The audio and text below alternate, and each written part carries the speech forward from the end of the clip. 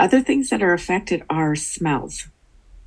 I have a situation that when I first had my injury, a smell could knock me down, and I would literally have to stop what I did if a certain smell, especially women's perfume or men's cologne, there would, and not every cologne, but there would be a certain smell that would just bring me down to my knees. You cannot think, you cannot move. It just debilitates you. Coffee or gas or something, they all smelled the same.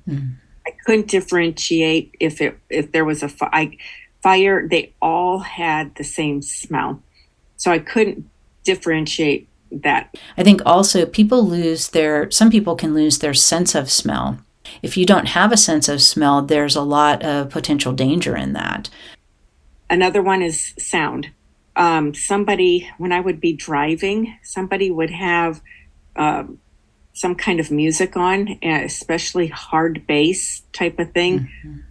I would literally have to pull over and let them go by and get far enough away from them, and then also take some time out to just settle my head back down, because the sound can trigger, we call them triggers.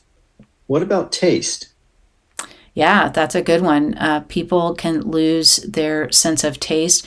In fact, that can be very problematic as a long-term impact, because then food no longer has the same appeal for it. People tend to eat food just because they know they have to eat, but they don't really get any pleasure or any sensation out of it. That I had vestibular issues, and what that meant is the first accident I had was I hit my head on asphalt on the right side, and I lost 95% of my balance ability.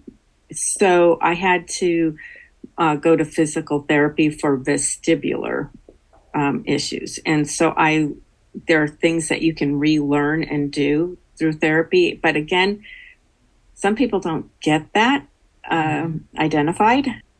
Finding vestibular therapy is not going to be available and around for everybody. So that's a big issue.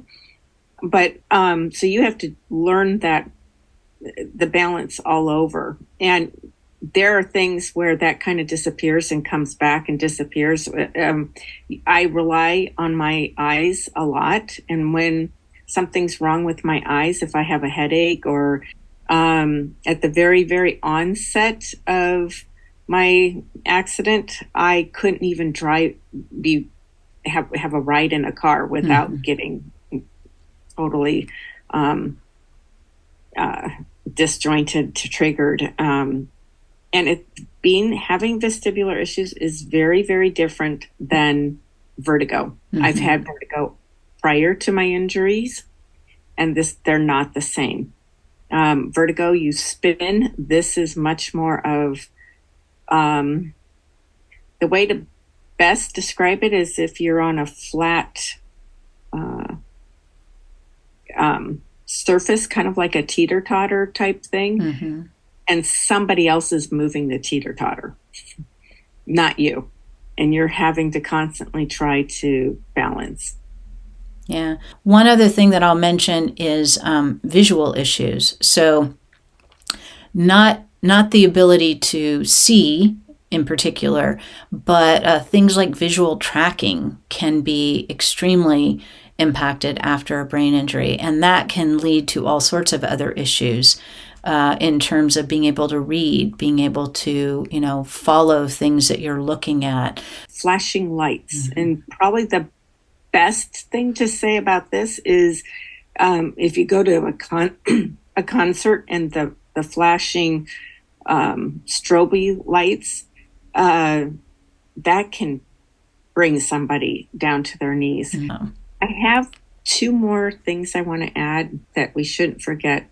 Migraines can be a ginormous issue with brain injury that, and it's not migraines as in situations where people normally have migraines. I have had several people in BEST talk about migraines and the different types of doctors that they have gone to try, and all the different medications and therapies that they've tried.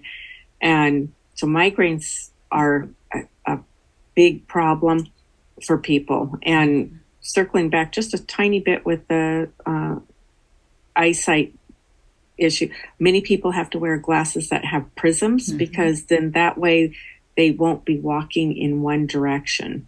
It kind of keeps them in going in a certain more straight.